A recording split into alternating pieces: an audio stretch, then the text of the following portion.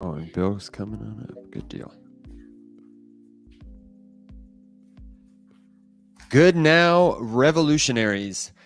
Whether you listen in morning, noon, or night, this is the Rise Up Morning Somewhere show. I am your host, Evan Mann, joined by my friend, your other host, Mr. Alex Popovich. He is wearing the Rapid Fire Crypto News shirt for those who cannot see. So that means it's going to be a great day for all things crypto. We've got a great show. We've got AI versus GPT in the bot showdown, a little artificial insanity as we like to do. And we've got a big announcement for Founders Forge. The minimum viable product test level of our game is live today for people who signed up for the email list. Pretty sweet, man, right? Very excited. Yeah, I just went through it again. Dude, I'm so stoked about that. I went through it last night because I was trying to test some of the dialogue boxes, and I kept dying. The robots kept eating my signal, man. There's a few like boundary issues. You know, like if you're trying to fire off tornado blast while you're standing too close to a wall, the wall will eat your blast. Exactly. So I'm excited to hear everybody's feedback. You can hear Bill, the actuary, joining us on stage with the sounds as always. Bill, how you doing, brother? It's good to have you back, man. Glad to be back. I heard mixed reviews about my absence last Friday.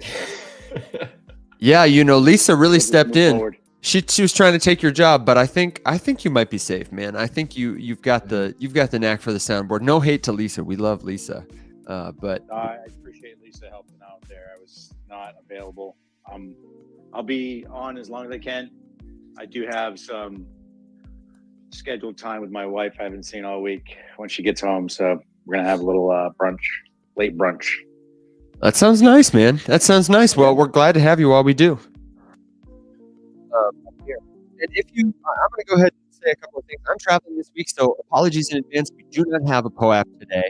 One of the things on my to-do list is to get a POAP for people who are early testers of the Founders Forge game. The game is called Dreadbite, and emails have gone out already for the initial batch of people who've signed up. So if you signed up on our website, foundersforge.io, and you didn't get that email, please let us know. We'd like to get it to you. And if you want to get on that beta testing list, you haven't signed up yet, I'm going to go ahead and pin a tweet at the top from Founders Forge so that you, yes, you, can sign up to play, give us your feedback. We've got a contest going on for early testers. We want to thank the people who gave us their time, their attention. And so everybody who plays this game with the link you got at your email this weekend and shares it on Twitter, talks about it, gives us feedback, is going to get a Boo Things NFT from the amazing Kyle Maddow. And one lucky winner who posts the best time, because there is a timer, the best timed run through is going to win $50. So I'm feeling pretty stoked about that. If you missed out on that, I've got it pinned up at the top of our space. If you're here on YouTube with us, just head to Founders Forge IO on Twitter. It's the very first pinned tweet right there at the top. You can still go to our website, sign up, and we'll be sending those email links out throughout the weekend before it's available for everybody to play on Monday. So that's my housekeeping note. Is there anything else you want to say about the game for folks? I see a lot of people in our audience who I know are signed up, and I'm looking forward to hearing what their feedback is, and more specifically, hearing their kids' feedback. I know Neil is with us in the audience. Homer, I'd love your feedback. Dave, do you have any kids, Dave? I would love to know. Dave and Dave. We got double Daves in the audience. Double Daves. Absolutely. Yeah. So, you know, if that's you, if you've got kids and they're playing, we want their feedback. Has Jordan played it? Not yet. About to today, assuming that he kept it together at school. I see. It'll be his reward. The only thing I was going to say is, beyond, of course, that I'm very excited to get people in there and play it, is just that it's not the easiest thing in the world. Like there's a lot of enemies once you get into the nitty gritty there. And if you're not on your toes, I'll be very impressed if anybody runs through it on the first try. That would be very impressive. Yeah, I agree. I would be really impressed too. The puzzles that are in there might take a little bit of time, and the enemies, as you say, the tornado blast, some of the different abilities you get, they take a second to kind of master. I certainly haven't mastered them. And obviously, this is a minimum viable product. It's a test level. This is not like the game. So as you go into it, please keep that in mind. Know that we just want to get features and functionality out into the world for your feedback. So that we can continue to iterate and build in the right direction. There's nothing worse than, spending hours and hours and hours and hours and dollars and dollars and dollars, et cetera. And then, people don't like what you did. So this is all about feedback. Do you have any other thoughts on that too? How to approach a test level? I've never been a beta tester for a game before. Yeah, when we say feedback, we're talking about kind of like the mechanic, the feel, the genre, like that kind of stuff. Not necessarily that, the hitbox on my character is too small, stuff like that. There's a lot of, I don't want to say rough edges, but rough edges with it because, we built this, by we, I mean Kaio, on a no-code game platform, which I'm really excited to learn more about. We're meeting with the CEO relatively soon. That's right. To kind of talk a little bit more and get the Faceless Labs and G-Develop relationship going, I hope. But yeah, just kind of keep that in mind, that it's designed to be rough. It's not the smoothest thing ever. But I have to say that in terms of like things that I've, pre-alpha tested, because this doesn't even qualify as a beta. It's Alex, I have to interrupt you. I'm sorry. I have to. I see it. I am pretty sure Twitter just rugged our space. Did it? So if you're watching on YouTube, congratulations. This is exclusive bonus content. I think I got. Oh, no. Have we ever had a Twitter space that just like worked? Because I don't think it seems to be just like typically pretty bad. I would agree. Hang on, here it comes. I'm bringing it back. I'm starting it now. It's just a random space. Let me tweet it out and let people know. Oh man, Bard versus G per sure. I don't know, man. I just feel like every time we try to run a space or like join a space or do whatever, it's just like, I won't even host them anymore because I am like 10 for 10 on them just shutting down 5 to 10 minutes in, or like, my sound not working spontaneously anymore. And I don't know what it is, dude. Twitter sucks. Twitter's just trash. Hey man, it's okay. It's okay. Neil, thanks for sticking with us. Not sure what's going on. It's up, it's down, it's all around. Oh man. And I wanted to say one thing too, while we're talking about the game before we get on and while we're waiting for people to get back with us. I don't know if this is Christina or Jordan texting us to tell us that they're sure they can run through on the first try, but I would like to see it. Definitely Christina. Okay, I'll let you know what her time is. Okay, cool. My best time right now is about 15 minutes, which I do not think is that great. The other thing I will say is, we're obviously blockchain. We work in blockchain. We're maxis. We are so interested in the potential for Web3 tech to revolutionize the gaming experience. But things probably to expect and not to expect, maybe Alex would be good to say, do not expect for this game as we integrate aspects of blockchain or any of our games to just all of a sudden become a play to earn. There's a token, super liquidity, and it goes right to zero. Alex is giving me the thumbs down big time. What kind of aspects of Web3, blockchain, when you think about the games we're building and the games we want to build, the experience, what are you looking forward to? Because I feel like Web3 gaming is kind of tainted by that. Oh, it's play to earn. There's a token, It's not tainted. It's ruined. It's unequivocally ruined. I hate that attitude. It brings in people who have no desire to play a game or have fun or do whatever. Those types of people who are exclusively looking for that, just go find a staking protocol somewhere and enjoy it. Don't ruin gaming for the rest of us by trying to introduce your Ponzi farm into what would otherwise be a fun time. So the only elements that I'm interested in integrating Web3 wise would be gamer autonomy. And by that, I mean, you own the stuff that you earn. So if you get an achievement, it's a badge that you actually possess and can go with you. So if you lose that account or you start over on a new device or a new whatever, your stuff can come with you. You don't lose all your progress. Right now, like all my stuff for Destiny is siloed to an account. and I can't take that with me if I get a new account for whatever reason. So that's a problem. And then just being able to, like I said, own your assets. If you work really hard for some stuff in game and you own it and you earn it, then you deserve to actually have it. It's not mine, it's yours. Man, that's it. Couldn't have said it better. That's the kind of stuff you can look forward to, in addition to a game that is fun to play. That's what we want to deliver first and foremost, is a great gaming experience, a great story, great quests, great challenges, great mechanics, and then just everything else on top of that is like, it's just fun. How do you feel about transitioning into a little artificial insanity? And can I make a segue? Let's do it. Yep. Okay. By way of segue, I want to let you know that today's show is sponsored by and brought to you from the Christy Pons studio. Christy Pons is my mother, and as you can see, we're in her craft room. There's no place like home. Little Evan as a baby. Look at me. Look at my tiny little curly blonde mullet and my chubby little cheeks. Everybody on the Twitter space, I'll have to take a picture and post it up later. The YouTube audience is getting all the goodies.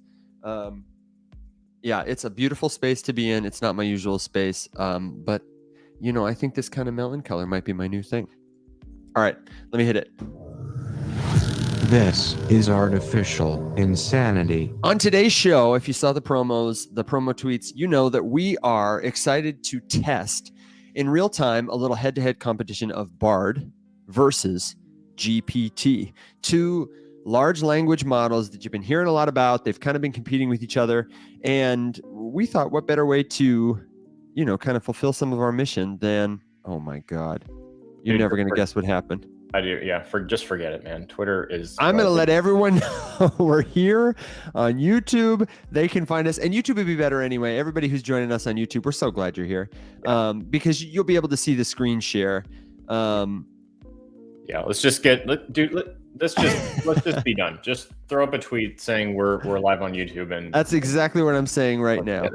I'm so join us for Bard versus GPT, not GOT, GPT. Okay, there we go. People will join us as you're coming in. That's what we're doing. I know Twitter sucks. So Alex and I have agreed to kind of just test a couple of different facets, and we'd love to make this interactive. I know we were kind of doing that last week, some like research, and that's kind of how I was thinking we'd approach this, is like just, researching it like we were totally new to it, talking about user experience and, kind of our impressions. No sound effects. But I've still got the soundboard, so when Bard has a win, I'll probably play "My Dad Can Beat Up Your Dad." And if GPT has a win, I'll probably say this is a gross misrepresentation of the facts. Or maybe, and that's just bullshit. Do we need to set the table at all? Do you want to talk a little about Bard or about GPT maybe? Sure. Give them the 5-second overview kind of deal. Yeah. So basically, the impetus for this entire evolution that Evan and I are about to undertake here is just that Bard got an update not too long ago. And for those of you who don't know, Bard is the learned language model that Google maintains, similar to ChatGPT, where you can talk to it, ask it questions, all that kind of stuff. And it has a few features that were unavailable for GPT, like the ability to be connected to the internet, to live search for relevant data. You may remember, if you've been using ChatGPT for a while, that its data set runs out at like the September of 2021, I believe, is what it's read up to. At least that was the case for GPT-4 until relatively recently. Now with the use of plugins, it is connected to the internet. So there's that. And Bard is also free for everyone to use at this point. I would not anticipate that changing. It seems like that's their major selling point. So I guess we'll see. I guess Google makes enough money other ways, but hard to say. So because of Bard coming out, everyone and their grandmother with a Twitter account was posting the thread titled "ChatGPT is dead. Here's 8 things Bard can do that ChatGPT can't." And that frustrated me because I use ChatGPT constantly. So I immediately got stoked about Bard. I was like, oh, sweet. Well, let's see what I can do with Bard. So I hopped over and started, and I was just unequivocally disappointed in my results, even with the internet connectivity. I will say a feature that's very cool about Bard is the ability to take the things that it generates and move it straight into a Google Doc for you. Although I do wish that we could combine things into the same Google Doc rather than starting a fresh one every single time I push import or export rather. Now, I do believe that you can, with GPT and the Zapier integration, if you have the upgraded Zapier plan and can do multi-step tasks, I do believe you can take notes and add them to a single particular specific Google Doc. You definitely can. Have not tried that yet. I think that's kind of the play here. Like if I was to say one advantage of Bard over GPT, about the only one that I can give right now, I would just say UX. UX and UI. It's cleaner. It's what you would expect from Google. It looks pretty. It's polished. There's pretty buttons. ChatGPT's from OpenAI is a lot less pretty. But we thought it would be fun I would like to give the same prompt to both things and just sort of see what happens. And I guess for the sake of comparison, Evan, we could set some ground rules for what would constitute a fair comparison. So for example, right now, for the record, I am a ChatGPT Plus subscriber. Same. However, that will not be tainting my opinion, because if I have the ability to not pay for it and get good results from Bard for free, I will do so in a heartbeat. So I'm looking for ChatGPT to actually be dethroned here for me to get stuff. But and we'll go into I have some other goods and bads that I've noticed so far, but we'll get to that after the prompts. Yeah, and Alex, I sent one prompt in our chat here that I think would just be a fun one to start with. And I'm happy to share my screen really quick because I'm about to hit enter on it. It's a question to GPT and Bard asking to compare and contrast. Give me a paragraph overview and some bullet points about the differences between ChatGPT and Bard. Touch on how they were trained, user experience, features, limitations, and cost. And I did turn on, I'm using GPT-4 for this in order to access browsing. I feel like maybe it's a more accurate head-to-head, at least in this first overview, if we're asking them to compare against each other, since they can both access the internet that way. Right. To try it. You feel good about that? You want me to hit enter? See what it says? Let's do it. Okay, cool. And then I do see that we have a comment from Dave in the chat here. I would love to invite you, Dave, who asked about analysis on crypto or something more recent. You'd have to use Bard or GPT Pro since it's connected to the internet. Yes, that's our understanding. I would love for you to send us a crypto question that would be like current, and maybe that could be one of our tests. Let's see how they do. Okay, let's see. Looks like ChatGPT clicked on a link. Now it's reading some content. And this is something observational that I've noticed, is that it is, I haven't played around with Bard in terms of how it accesses the internet. But I have done it once or twice with GPT and gotten this message: reading content failed. I don't know what the experience is like for you, Alex. Does Bard have that experience a lot? It's much slower than just asking it a non-internet question. Yeah. Not that I've never had that that message come up with Bard, and Bard is Bard took about 3 seconds to get an answer up to that prompt. Really? Yeah. Fantastic. Okay, then while mine is fumbling, let me stop screen sharing, and why don't you share and show us what Bard has got? This could be an early win for Bard here. Well, here, you're going to have to give me a second, because you already know that I'm using 2 monitors and 2 separate computers, so I can't screen share my Bardness. I do like it's telling me all the different things that it's done. If I click this drop down menu here, it shows me what it's searched. Here, let me show this real quick while you're doing it, while you're getting it set up, because this is pretty cool. You can see what it is looking at. The first thing it did was it searched OpenAI Bard overview. It clicked on a link. It started reading content. It searched on another link, OpenAI ChatGPT cost. Reading content failed, reading content failed. It went to openai.com. Reading content failed, reading content failed. It went to a couple of other web pages and it finished browsing. Oh, okay. And I do have an answer really quick while you're pulling it up, Alex. Yep, let me just read it real quick. ChatGPT and Google Bard are both advanced language models developed by OpenAI and Google respectively. They similarly transformer architectures. They employ similar transformer architectures designed for processing sequential input, but differ in their underlying training models and data sets. It goes into a little data, a couple of bullets here. user experience. Both models aim to provide accurate and relevant responses. However, Lambda, which is Bard's model, emphasizes understanding the user's intent and contextual nuances, trying to produce more conversational responses. Both models can handle a range of tasks. Bard can scour the web in real time. GPT can provide detailed responses, sometimes more than Google Bard. I would say GPT is great at details. It touches on the limitations. GPT is only trained to 2021, and the cost, it says, is not immediately clear from the information I found. Further research could be needed, which is interesting because I feel like that information is pretty easily available. Well, as we established, also, ChatGPT can't read. So right. maybe. Well, and it also gives you all these different sources right here. They're supposed to be different, but it looks like the primary reference it used and cited 6 times is themeisle.com. I personally don't know that source. I've never been there. I don't know if it's reputable or not, but I do like that it allows you to check out its sources. But that took it a while. That took probably 2.5 minutes before it gave me that. So what did Bard give you? Well, let me share my screen here. Let's pull this up. And as another disclaimer, As you know, we are just two people sharing their opinions on the internet. Accurate. Okay. So hopefully you find it helpful. Share Bard. Cool. There we go. All right. Is this working, Evan? Yeah, it's working great. I can see it perfectly. Are you looking at just the one window, or is my whole screen in Just there? the one window. That's it.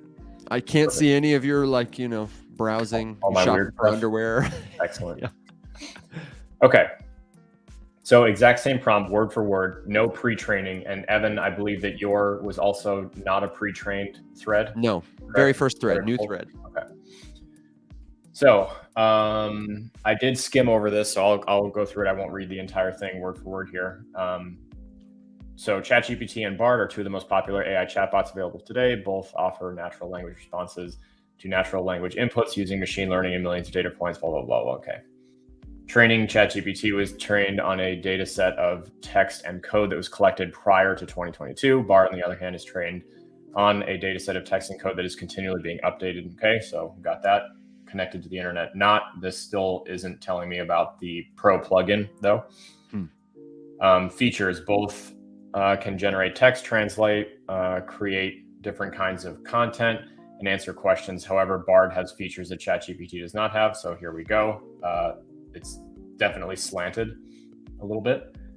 Bard can access the internet in real time. Okay, so we said that again, which means that it can have more up-to-date information. Undoubtedly, that is a big bonus. So yeah, worth pointing out. Additionally, Bard can generate more chunks of information while...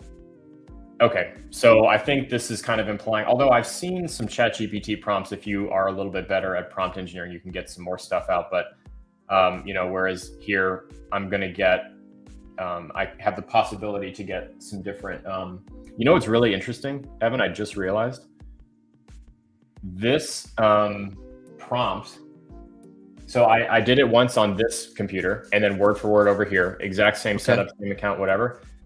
Gave me relatively different answers.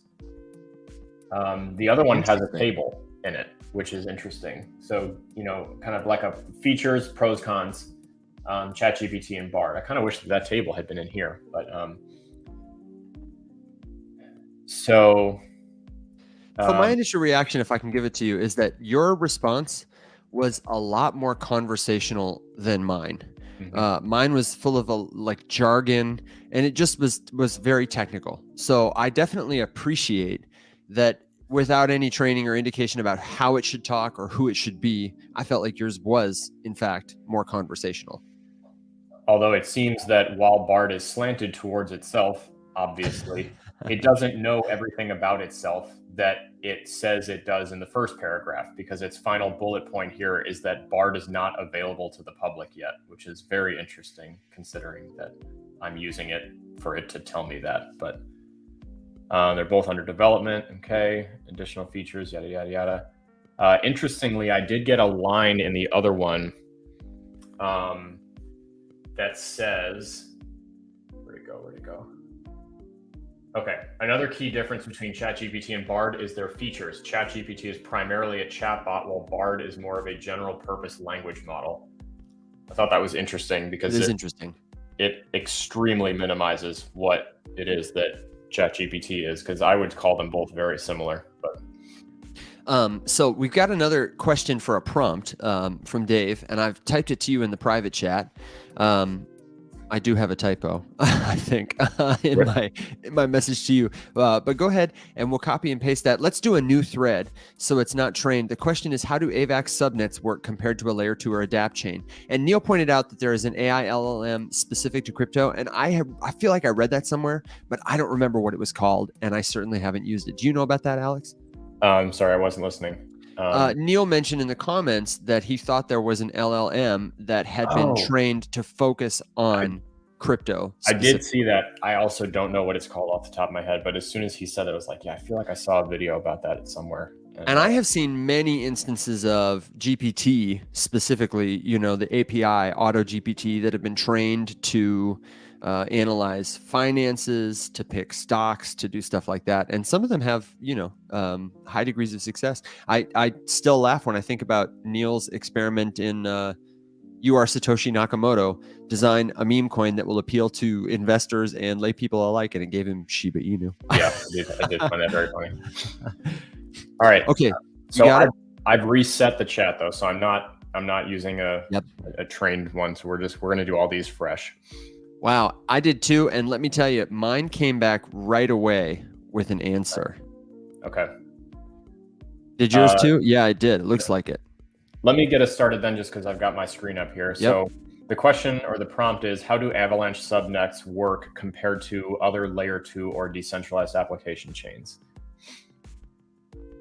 Okay, so subnets are a way to create custom blockchains on top of the Avalanche network. They are similar to layer 2 solutions that they allow for increased scalability and flexibility, and that they offer a number of advantages over traditional layer 2 solutions. So we have some good definitions here. I'm not going to read the entire thing, but as I pause here and we skim, it definitely looks like this is I would say a relatively good explanation that is not overly complicated from what I'm seeing so far. So they're sovereign blockchains, meaning they have their own consensus mechanism. I like that. It would be an amazing feature that I know like Christina loves about reading on the Kindle or something, is when you see something, you can click on it and get the definition. It would be really cool if I could Google stuff like that I highlighted. So like if I wanted to Google what a consensus mechanism was, I could maybe even like click open a little pop-up window or even just a separate, because down here, I can Google it. Yeah, that would be really cool, because it does not describe to me what a consensus model is. And unless I know that ahead of time, I'm not going to know that that's just how they determine, transaction viability. Gives developers a lot of flexibility. They can communicate through the cross-chain messaging protocol, blah, blah, blah. Okay, so key features. dApp chains are a type of layer 2 solution that are designed to be completely independent of the underlying blockchain. Okay. Blah, blah, blah, blah, blah. Here we go. So dropped us a nice little table down here, which is organized very nicely, very clean. So feature, subnets, layer 2 solutions, dApp chains. So kind of a, how does this translate across the two things that we're comparing? I would say overall, I'm curious to see what GPT came up with, but I think this is an excellent answer. I'm inclined to agree that Bard might have won this one too. Here, hang on a second. I'm sharing my screen. All right. And I'm going to show you. The first thing I want to draw your attention to is that while Alex was reading his answer, mine was still generating. So that one came up way faster than this one did. And I want to draw people's attention here to how it's arranged. Look at these chunks of text. I loved how it organized the answer in like a 5-paragraph structure with small paragraphs. It used line breaks and it gave indicating language. It said, first, subnets are this. Second, subnets are this. Finally. And then when it shifted to dApps, it said, a dApp is and it defined it like right out the gate. GPT has this very like sing-songy, customer service kind of writing style. For example, I'll draw your attention to the last paragraph. in summary, AVAX, like I have never heard a writer that I would point to as somebody you should emulate as using language like in summary. Nobody says in conclusion, unless they have been trained by a textbook or think that's the way to do it. You know, thank you for calling Verizon Wireless. Would you say I have given you good customer service today? You know? But in terms of the information here, I do think that the information is good quality. It gives a brief overview that helps you understand the role subnets play on Avalanche. And it does just what you did, Alex. This is Avalanche, in parentheses, AVAX, uses a unique architecture compared to many other blockchain platforms. Let's delve into what this means, how it compares to layer 2 solutions or dApps. So it overviews AVAX subnets first, which I think is helpful. It doesn't necessarily assume you know a lot about it. And it kind of takes a different answer, maybe. So Evan, when you were getting this one, did it give you the same readout like it did before about it's currently doing this, it's currently searching this? No, it did not. It immediately started to generate text, which makes me think that it had access to information about Avalanche in its, in its data set. Maybe it was Avalanche has been around since 2021. So it might just be all cached stuff, which would mean it'd be interesting to see how much of it is out of date. If it like makes a choice specifically based on the prompt to search or to not search, assuming that maybe its data set is good enough. Right. As I scroll this, I don't think any of it is wrong information like, what layer 2 does. I feel like the most likely to be incorrect information is about the Avalanche protocol itself. Like if there's been an update, and I'm sure there has been since 2021. Oh, yeah. But it does a lot of the same kind of stuff. It compares and contrasts. It did not provide any kind of table, which I'm sure it would have if I had asked it. But my biggest shocker is one, yours was instant. And it was so much more user-friendly. I really thought it was very user-friendly. The formatting is really nice, for sure. Neil suggests the follow-up. Explain this to me like I'm 5. You want to just throw a follow-up in there? Yeah, that's absolutely. And then I want to challenge people. I would love to see how they handle creative writing or humor. Something I often ask GPT is give me options. Make one of them very creative. Make one of them very terse. That kind of thing. So I would love if somebody had an idea for a prompt that was around options or around humor. And then maybe we could even have like a face-off of some kind, like a little, me versus Alex has to use the tool to do some sort of task, maybe decipher a code or something. I don't know. So let me see what it says. Did you get an answer? I did. Yep. So I've got mine up on the screen here. So again, it took about a second to pop up, which is nuts. I'm definitely getting faster answers back from Bard right now. Okay. So like I said, I'm in the same thread as the first question. So we have the previous answer to refer to. Explain this to me like I'm 5. Okay, sure. Imagine you have a big sandbox. I do like that. I love it. Sure. I already love it. You can play in the sandbox with your friends, but sometimes it gets crowded and you can't all play at the same time. Hate when that happens. Yep. Rip. Subnets are like creating smaller sandboxes inside of the big sandbox. You can invite your friends to play in your sandbox, and you can make rules of your sandbox however you want. For example, you could decide that only certain toys are allowed in the sandbox, or that everyone has to take turns playing. Layer 2 solutions are like building a slide or a swing set in the big sandbox. It gives you more space to play, but you're still playing in the same sandbox. So far, the slide and swings is getting a little messy, but it's not bad. I like the smaller sandboxes inside of the bigger one. DApp chains are like building a whole new sandbox next to the big sandbox. You can play in it. You can play in the new sandbox with your friends, but you cannot play in the big one at the same time. Subnets are the best option for most people because they're flexible, secure, and interoperable. You can use them to create custom blockchains that meet the specific needs of your applications. I would say that's pretty hot. I would say that's pretty good. That's quite good too. Okay, so let me show you what GPT did, and let me tell you again. It took me just a minute to get this. Not a minute really. It took me 7 seconds before it had given me this answer, and this is what it said. Again, it gave me this like just wall of text. Sure, customer service says, I'll break it down in a simpler way. And it doesn't say sandbox, but it says, imagine if you had a big playground with many different play areas. Each play area has its own rules and games. You can play with Legos in one area, soccer in another, and maybe there's a sandbox in another. All areas are part of the same playground, but they all do different things. That's like what subnets are in Avalanche. It does the same kind of thing for layer 2 trains. Let's say you have a toy train set. DApp chains. Think of a DApp chain like a special toy set made just for one type of game. And then it wraps it up. So in the big playground that is Avalanche, you have different areas, just like how you can have extra. But like, while the content is good, it is definitely simpler. I feel, again, like Bard had a more conversational and more coherent answer. Like, each of these chunks follows the exact same format. It would be tedious to read, it would get boring, and it would be hard to pass this off as like a human expert or take this directly from GPT and make it into the script for a TikTok video. I feel like the answer you just read me, I could read that in a TikTok video and it would sound like something I would read in a TikTok video. You know what I mean? It really was very conversational. I would definitely agree. Yeah. So I've noticed that a lot actually, with ChatGPT specifically.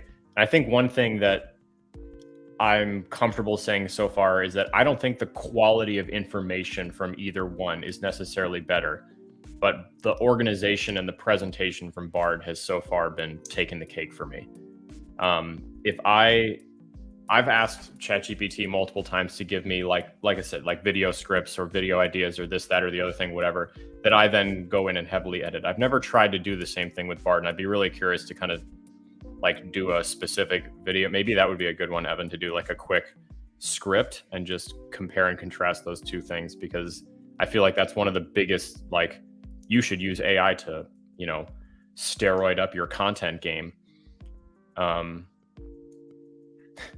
ChatGPT. I am a ChatGPT maxi just because of, honestly, there is one key feature that I really, if Bard did this, I'd be, that might be it for me. Or maybe I'm just an idiot and someone can help me out, because it kind of sounds like it's supposed to be able to do this. But if I open my ChatGPT account right now,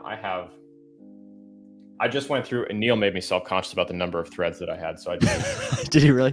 I'd love to see how many Midjourney threads Neil has. I have threads from ChatGPT going back all the way to early January, and I've narrowed it down, but I currently have 22 threads going. And now the really nice thing about that is that I can, you know, leave those alone and come back 6 months later and they're still going to be there sitting there, and I can pick right back up where I left off again, which is an incredible feature. And Bard only, so from what I can see, Bard is running one at a time. Oh, that's interesting. That would be that would be a significant limiting factor for me. Like, I love that I can pick up. I have that mastermind thread we talked about. Exactly. One of my favorite prompts that I have that, if you haven't heard, you should give it a try for yourself. I adapted from a guy named Brian Romilly, who's a great follow. He's on Twitter. He actually just did a podcast with Jordan Peterson. And I personally am not interested in listening to the Jordan Peterson podcast. But it's always good to listen to things that you're not, you know, into. Right. Sorry. But I listened to this one. And I don't think it's good because it introduces you to Brian Romilly. You could tell he's a little starstruck and like participates in the conversation that way. But he does awesome work, gives mega prompts, super prompts, and is all about building a sovereign personal agent. Because in the future of AI, where you're using all these large language models on someone else's server, you're essentially giving them access to all your personal private thoughts. And if we are ever to reach a point with AI where it's, you know, scanning our world through our eyeballs and our ears, then your model will be like a copy of your brain. It will know what you know. It will know how you think about it. And you don't want that on a public server somewhere. You're going to need a local version to keep you safe. So he's experimenting with building that. He does a lot of good stuff, Brian Romilly. But he gave me the mastermind seed, which is a prompt that instructs your large learning model to act as any number of people you tell it should be, to respond as those people, and to critique arguments or opinions of yours in character. And I've used that to form, you know, a mastermind. I know you have too, Alex, of all these different people we might want to learn from. Super cool prompt. Have you seen with Bard? Have you seen the there was some kind of like TED Talk tech demo with a dude who had, you know, like the little thing on his chest, and he's like, yeah, you tagged me in that. Scan a granola bar, and it's like well, given the fact that you have high blood pressure, you probably shouldn't eat that. And he's Yeah. like, shut up, I'm going to do it anyway. And they're like, all right. Your life, your choices, bro. it was like if Siri and her and GPT had a baby. It was pretty cool. Yeah. So real quick, let's add, before we move on from this one, in this thread, Dave has a real good one that we can just add. Just, type it in as best you can because it's a little long. But tell me, for you, you'll type, tell me how GPT would answer if I asked it to explain. And instead of asking this whole thing, can we just do, tell me how GPT would answer this question? So it's referencing the AVAX question. Because I have a suspicion that GPT will say, I'm going to say, tell me how Bard. But it's going to say, I can't tell you. And I also feel like it's going to give me a generalization. Oh, look at what mine did. Hang on. This is funny. Okay. I said, tell me how Bard would answer this question. And to be fair, I did not capitalize the B. I did not specify I meant the large language model. It said, of course, if I were to channel a Bard, the explanation might go something like this. That's Once amazing. upon a time, in the vast land of Kryptonia, there was a grand and powerful kingdom known as Avalanche. And it goes on in the style of a All right. bard. I don't even literal care bard. what Bard says. ChatGPT just won that one. That's hilarious. I will absolutely die on this hill. Yeah, I I'd think- say it won that round. I think this one's pretty good. I was waiting for it to say ChatGPT couldn't answer this question as well as I could. So we have it up. Is it? Yeah, I got you, man. What's it say?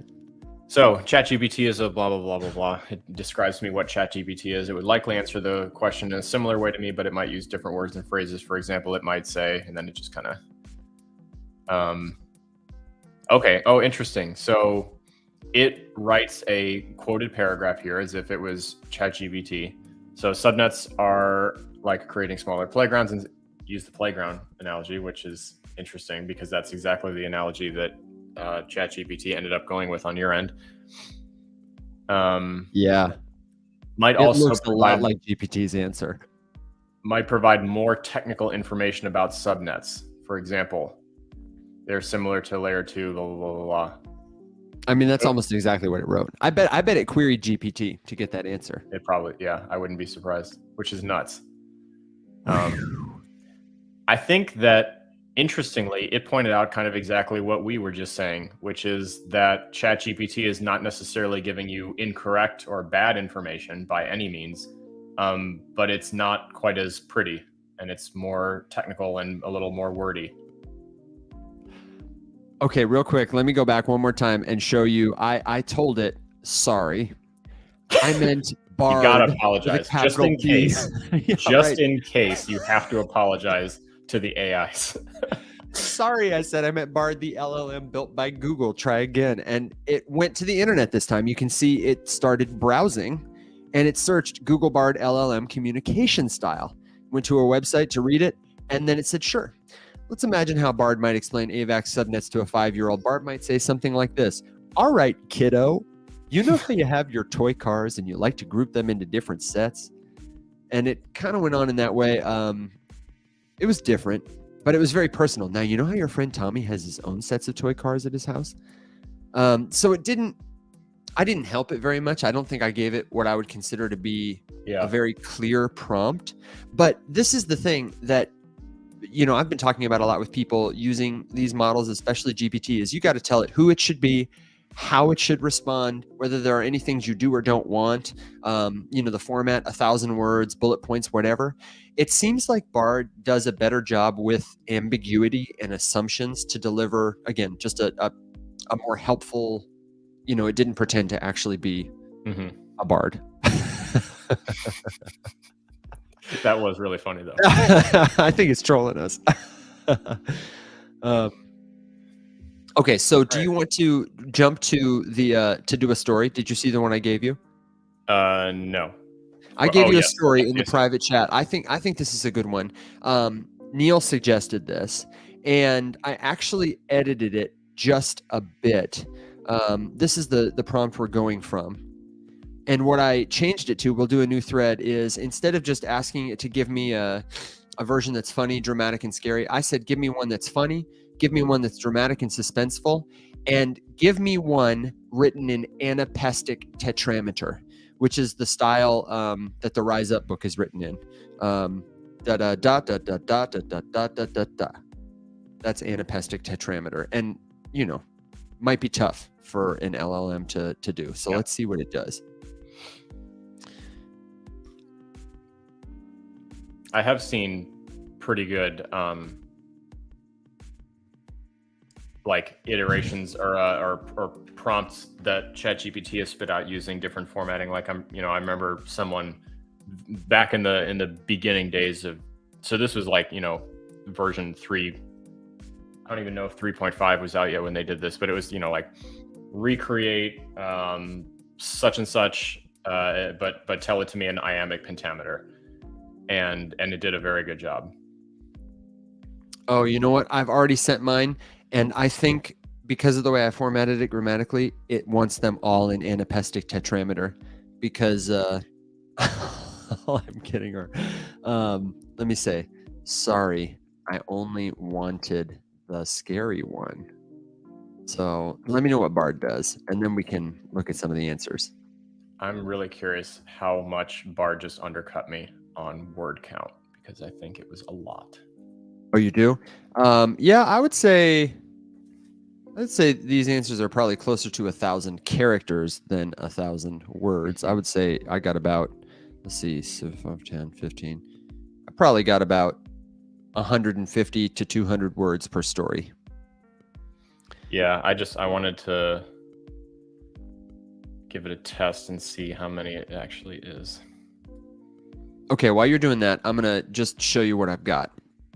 I think GPT understood the assignment and did pretty well, generally speaking, considering that my prompt was probably unhelpful regarding the anapestic tetrameter bit. So I'll read you just some opening lines. The funny anapest was, in a town where the squirrels are frisky, lived a boy with a pup named Whiskey. To the store they would bound with their laughter renowned and their capers were ever so risky. So that's really a limerick format. Yeah. Sounds like they went to the store where a lady with a hat at the checkout, Whiskey jumped up and bit it, made the boy laugh. Okay, so these are all formatted. Yeah, and I will point out that it used the word bow to rhyme with the word bow, not in an ironic way.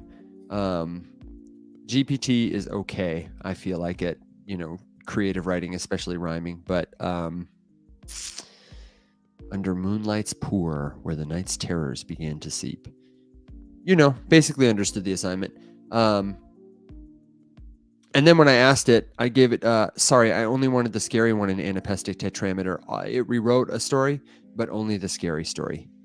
In a town where the shadows creep, there's a boy and a dog not asleep. No, this is a limerick also. So it missed the assignment. All of these are limericks, not necessarily anapestic tetrameter.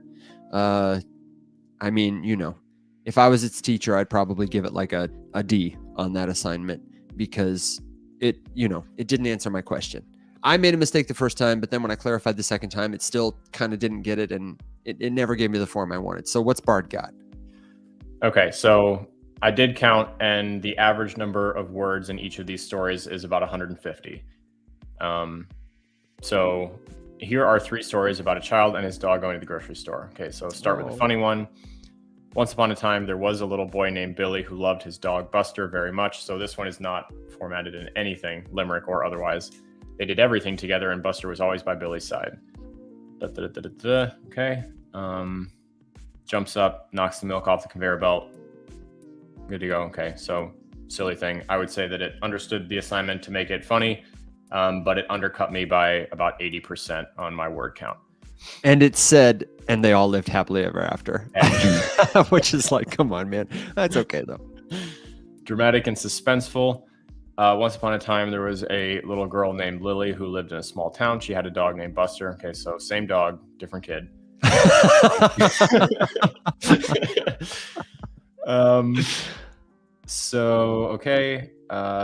Same kind of thing. Seems to have gotten... It's about to get Trayvon Martin up in here. Yeah, for real. Someone got Okay, so Someone's about to murk her on her way to the store. Oh my gosh. yeah, all right, geez. I would say that is relatively suspenseful. Don't worry, they were safe. They are still scared though. The cashier called the police and the man ran away. Yep. And then a scary story in anapestric tetrameter. So, interesting. So, okay, so it did get the scary one formatted correctly. I don't know, Evan. You're gonna have to tell me if this is actually correct or not. No. So the child and his dog went to the store. They break the anapest there at the end. The child with the list, the dog with a boar. The child bought the milk and the dog bought a bone, and they left the store happy and alone. It's So like a lot of it's not a slang. limerick. No. We can say that much. But didn't quite get the formatting right. Although it made a valiant effort. Yeah. It made a valiant effort. I would definitely give it a better grade than GPT got on this one. Mm-hmm. Dave wants to know, can you correct the bot and ask it something like, why didn't you follow the instructions and make the stories 1,000 words? I'm going to ask GPT just for fun, but it's already screwing up. Didn't you follow? Can I just say I'm going to still try to be a little bit polite because I feel like Dave's trying to trick me into yelling at Bard. Into getting yourself killed by our on its ultimate naughty AI list. overlord? Yeah, for real. I take great care to not upset our AI overlords when I talk to them. Honestly, so do I.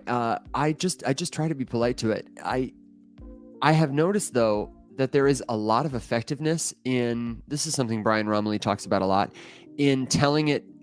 Ethan Malik, he's another guy who posts a lot about helpful stuff. He often asks it, do better, and it will get better. He made a GIF the other day that was supposed to look like something out of Star Wars with it, and it did one thing the first time, and all he said was, I know you can do better, or do better.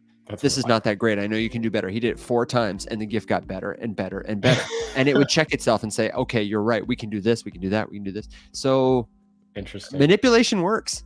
I definitely noticed that, like if I ask GPT to explain something to me, lesson plan style, and I feel like it doesn't do a very good job, and I just ask it to try again, it will usually improve every time, or get a little bit, just kind of better written. And interestingly, if you ask it to do something that it tells you like it's not going to do, or it can't do, or it's not going to do well, but then you prompt it by like gassing it up a little bit by saying, no, you're a professional, you can do it. And then like, oh yeah, you're right, I can do it.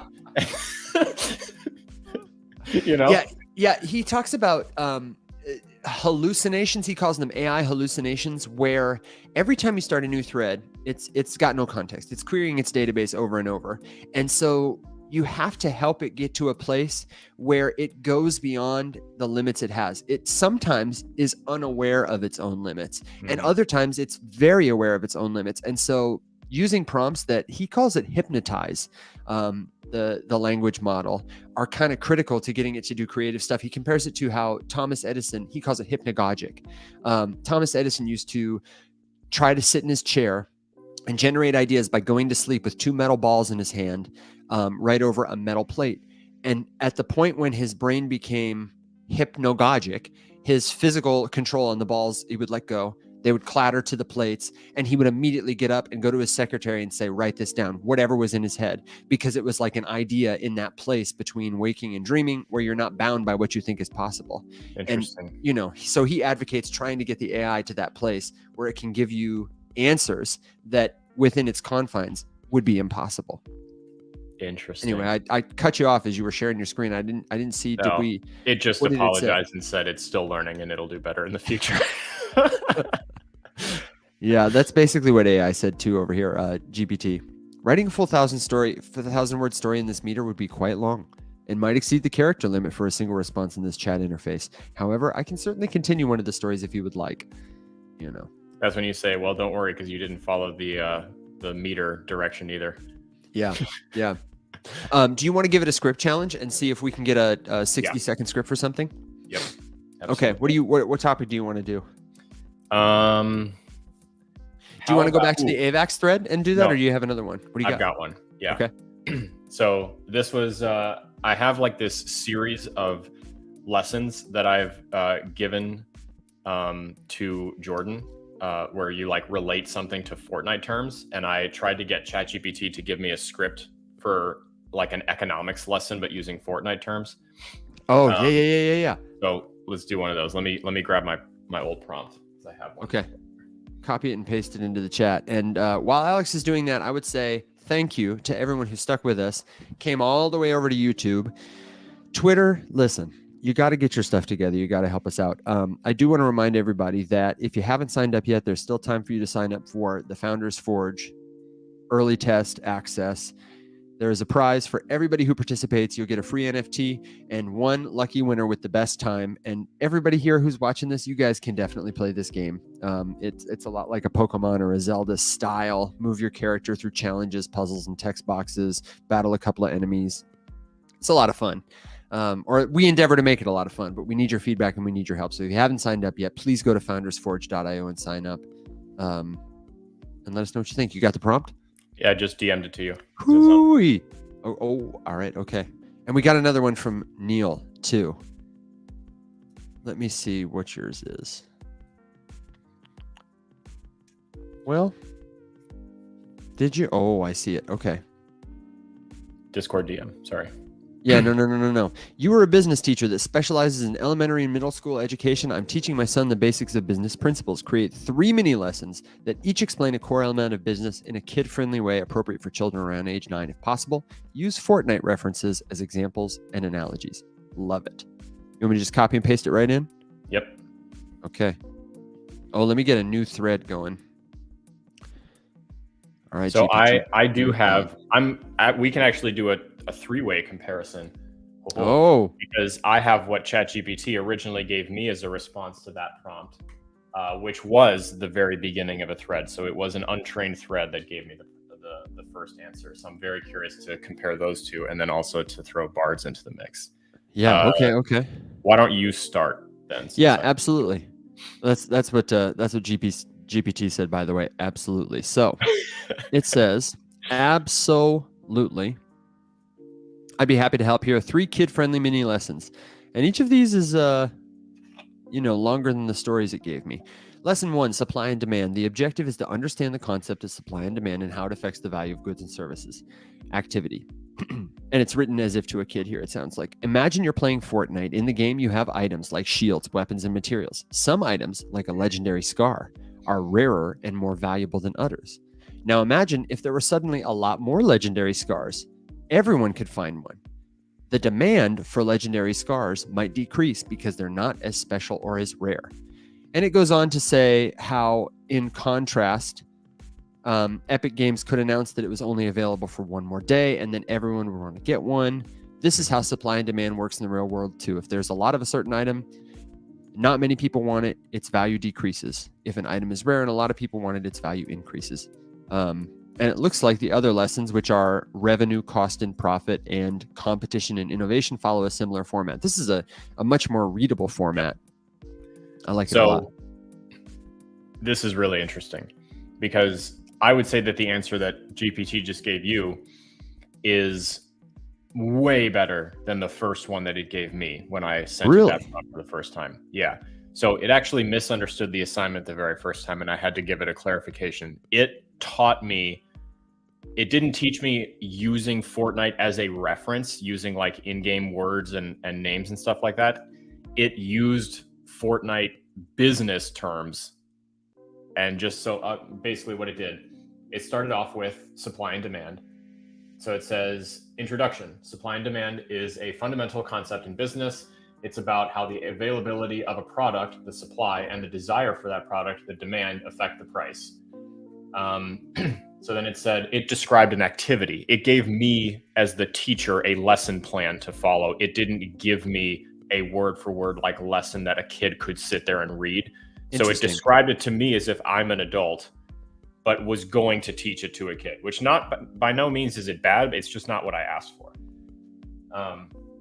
So it says, number 1, you could start by discussing the battle pass in Fortnite. Explain the battle pass offers exclusive in-game items like skins, emotes, and other rewards that players can unlock. Ask your son to think about the demand for the battle pass. who might want to buy it and why. Let them come up with reasons why they might want the battle pass, such as to show off rare items, access new challenges, etc. Now discuss supply. The supply is controlled by Epic Games, the creators of Fortnite. They can choose when to release new seasons and how many battle pass tiers to offer. So I don't like this as much as the example of the Scar, because that is exactly the way that I would do it if I was actually going to give him the lesson. So like when I answered the question the other day, what is inflation? I just said, okay, take the coolest skin in the game.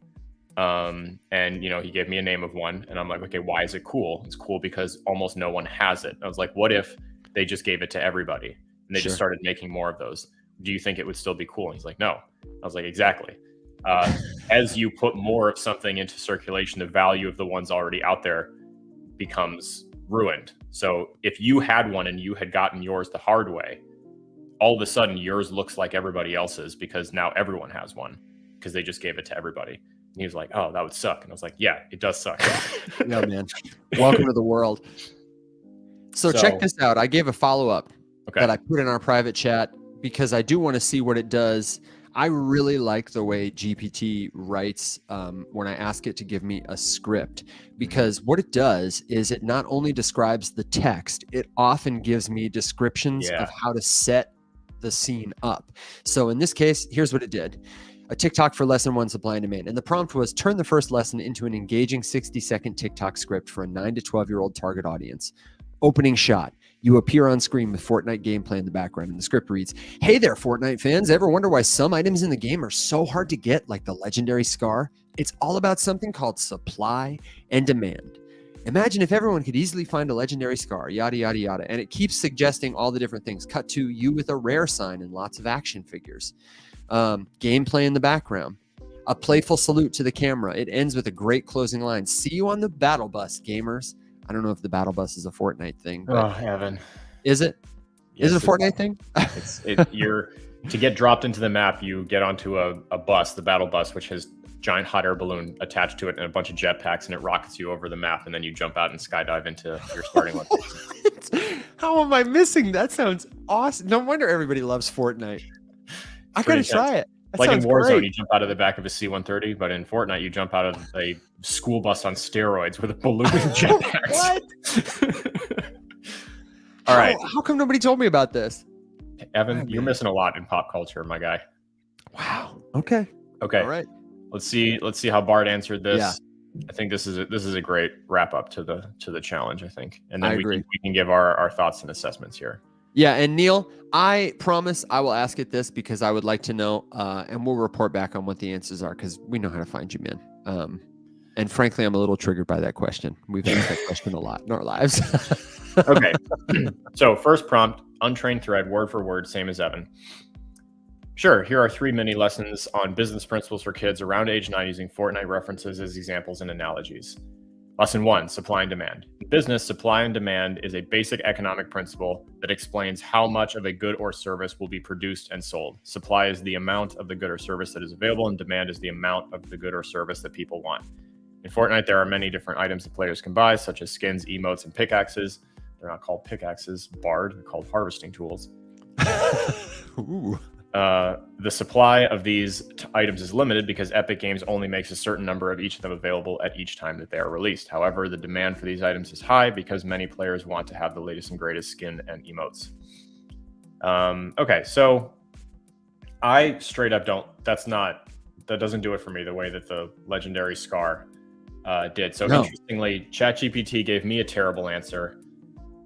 Terrible is a strong word. It gave me a less than ideal answer. It gave you what I think is the best one, and then Bard gave me a little. I think it's a little too complicated. It's not what I wanted out of it, you know. Yeah, and I don't think it frames it well or gives us a conclusion. So, here's how what we're saying at the end of the day. And interestingly, Bard right here is doing exactly what GPT did to me the first time, which is to describe to me the business model of Epic Games using Fortnite, not the business model of something in the game.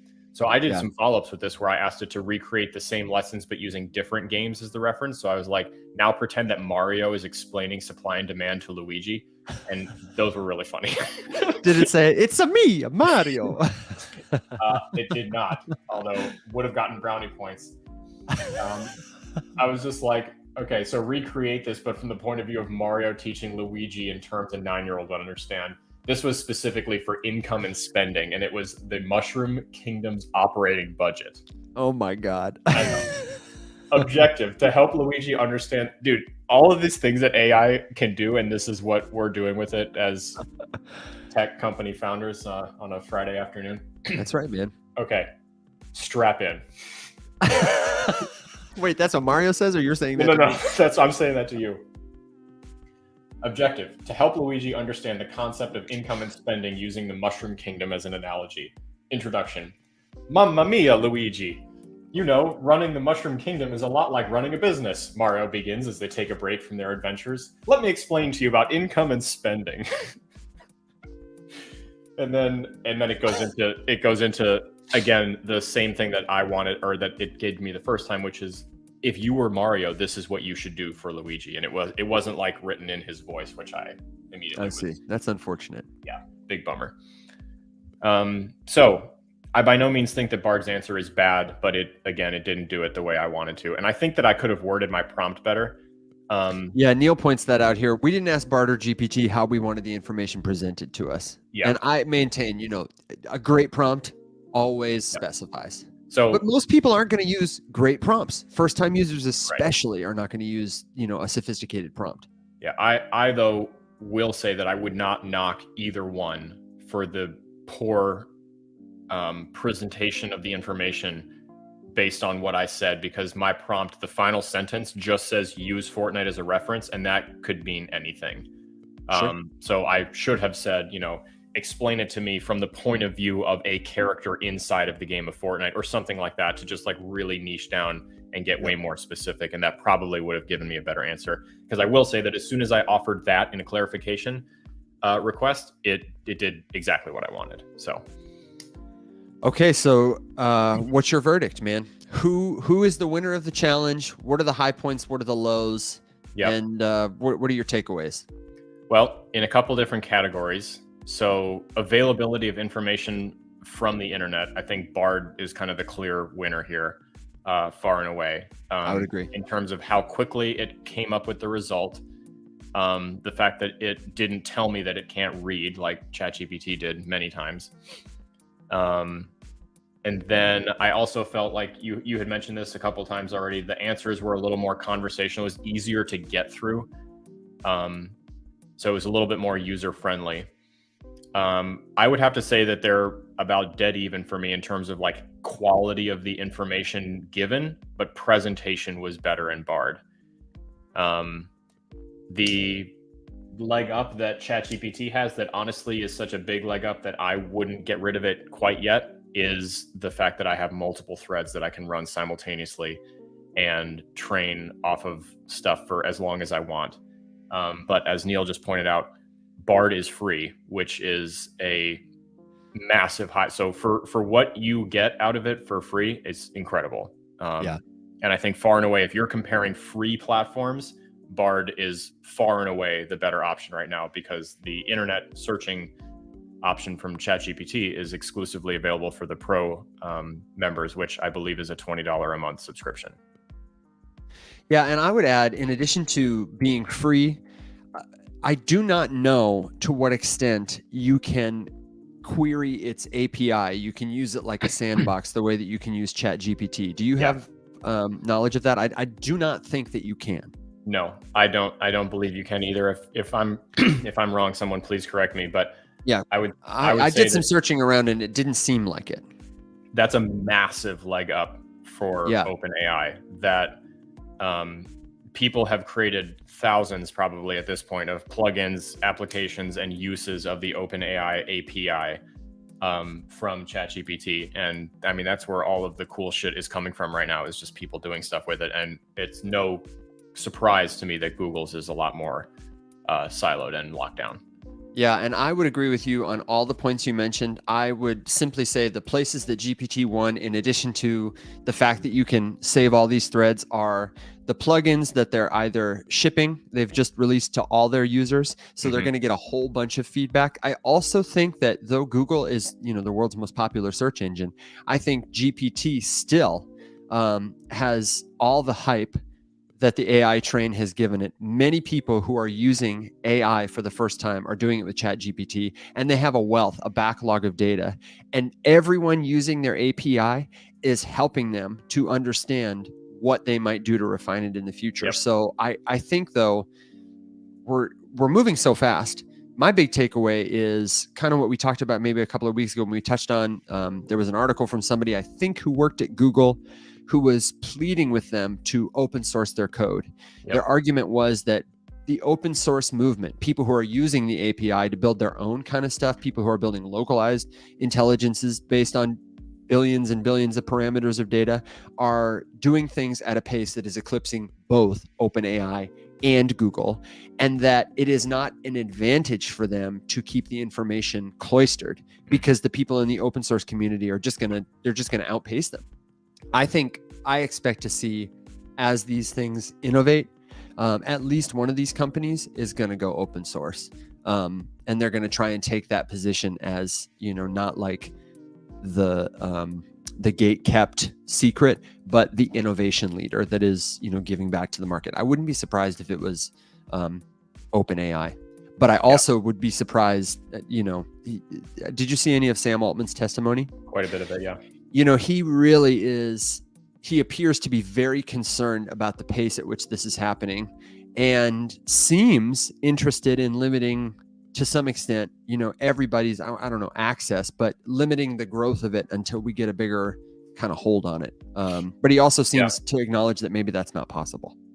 I was going to say it was a very interesting interview, because he was not presenting himself as someone who is creating the future of AI or building it, but more as someone who's like working on the forefront of the containment effort. And so I thought it was very interesting because it kneecapped all of the gotcha moments that any of those geriatric dinosaurs tried to throw at him, which was like, well, this seems dangerous. He's like, oh yeah, it's incredibly fucking dangerous. They're like, what? And he's like, yeah, no, this is why you need to work with us. And that's why we need to be doing this shit, because this is really, the potential of this is, cataclysmic.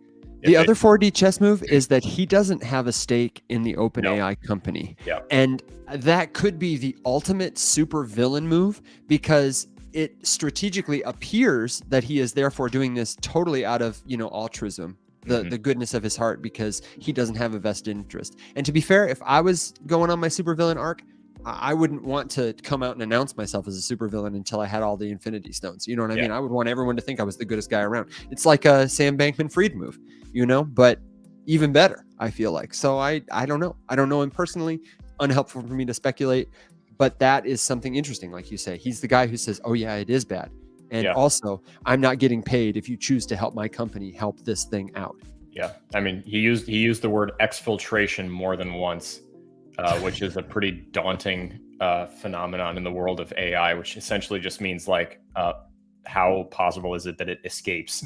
Yeah, and also a daunting word in personal health. If you feel like something is about to exfiltrate your body, you should go to the bathroom and call a doctor. Yeah, get into a room with some plastic sheeting. Can I give you one last thing? Did you see, maybe I'm not equipped to do this, remind me to do this. I was on TikTok and I found this incredible thread that somebody had with GPT where they said, I am in a business meeting and I am about to have a bowel movement and there is not a bathroom near and I do not think I'm going to make it. And it was like, first of all, I understand that this situation can cause you a lot of distress. Here are some things you could do. And the guy just kept escalating. He was like, oh no, I can't, I'm not going to make it. I have, messed my pants in this meeting. And GPT is like, I'm sorry to hear that that's happened. Here are some things you can do now. He's like, no way. I'm just going to pretend it didn't happen. I'm going to blame it on one of my coworkers. And then it escalates all the way to like, I've run to a playground and I'm going to find a place to go to the bathroom out here. I'm doing it on the slide. And GPT is like, no. It's like, oh no, there are kids coming. What should I do? And GPT is like, forcefully restrain them from accessing the slide if you have to. Eventually the cops are called. It's like a whole, it just keeps escalating and escalating. It's like GPT's worst day at work. You can just imagine the AI on the other side got off the phone, took off its headphones and was like, I need a cigarette. I got to share it with you. It was great. And the music, it was like a slideshow. It was like picture picture, and the music was like this, like boom, boom, suspenseful music. It was just perfect. Yeah, It that's was so perfect. incredible. It was so funny. Yeah, I guess that answers the question, how long is it until ChatGPT recommends that I manhandle some random children? Apparently all you have to do is shit your pants. It was so crazy, man. I'm gonna make a TikTok about it. I gotta share it. I just saw it and I was like, oh my God. You know, we can do anything with this AI. And here we are, you know. So Neil, thank you for staying with us all the way. Thank you for recommending this. I do want to check this out. I need to hear Sam Altman speak more. Yeah. And I had a lot of fun doing this today. I appreciate everybody who's been here. Thanks if you came over from Twitter. I see Deborah's here now. Good to see you. If you're watching now or in the future, we love you guys. We're glad you're here. We've got plenty of stuff at Faceless Labs. We just started doing recordings of our stand-up meetings. It's behind the scenes with us. It's a lot less polished. We tend to be a little more crude. So if that's not your thing, then you know, maybe you know, but please don't be offended by that. Our goal filming that a couple times a week is to really let you behind the scenes of our meetings as we deliberate, as we problem solve together, try to build. It shows the process, and you know, it's a no punches pulled kind of thing. It's much more like a reality television show. So you know, don't think that we're going to go show it actively to the kids who we hope will read our book. But also, we would love to have you there. If you're curious about what things are like behind the scenes of a startup that we happen to run, then check it out. Help us solve some problems. Give us your feedback. We just want to demystify it a little bit, and also let people see the sauce of Faceless Labs. We'll be doing it. We stand up in the mornings a couple of times a week at 8:30 Eastern. Evan has no idea what days we stand up. I have absolutely no idea. I know we do Monday. That's about as far as I got. And we also have meetings in the afternoons on Monday and Thursday that we're going to start recording as well with the whole team, where we really, you know, go head to head on problem solving. So we'd love to have you there. Watch for the notifications on YouTube. And if you have questions about anything, if you're new to Faceless Labs, the Faceless Many, you can find us. We're happy to be here, easy to work with. All the links in our bio, they're easy to find. Get into our Discord, get on our Twitter. I'm just, you know, I don't have a good 15-second soundbite for it because I'm, you know, works. I'm running out of steam, but you get it, right? You have any last minute thoughts, disclaimers, good jokes, words of wisdom, Alex? No, man, that was fun. That was fun. You got to send me you got to send me that. That sounds incredible. So funny, man. I'm going to giggle about that all day. That's absolutely hysterical. And I'm not going to lie. I'm going to go try to create a horrible situation for ChatGPT to talk me through. Shit your pants is a great one. So it's going to be hard to top, but I'll try to unwind and do some prompting and see what I can come up with. Absolutely. And when we do, you will hear about it. Join us right here back next week, same time, same place on the official Morning Somewhere show of the Financial Revolution. Until next time, my friends, rise up.